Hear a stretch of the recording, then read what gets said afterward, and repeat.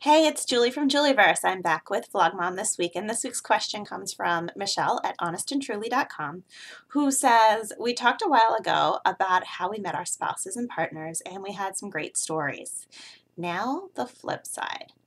Tell us about your tell us the story of your worst date ever.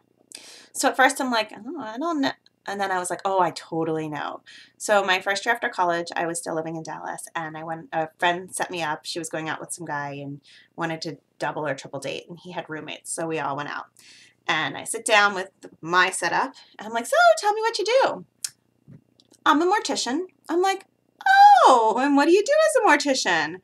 So, here I am on this date with a mortician, learning all about what a mortician does, and it's apparently like this amazing field, and you go to a special school for it, and I'm hearing all these, learning tons more than I ever thought I would ever possibly know about a mortician.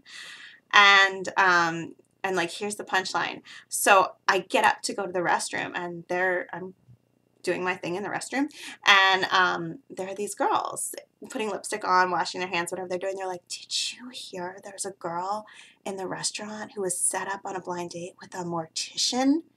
And I'm like sinking into the toilet. And I'm like, oh my God, they're talking about me.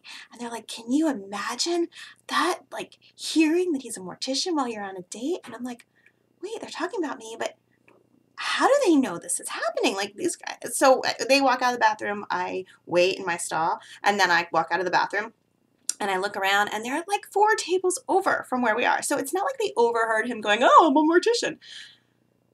Somehow the whole restaurant knew there was a girl in the restaurant on a blind date with a mortician. Fun times, right? So anyway, it was a one-time date. He was a nice guy. It just, like, I don't think we really matched up very well. I'm sure he's doing really well. I think he went into the family business, and I wish him well.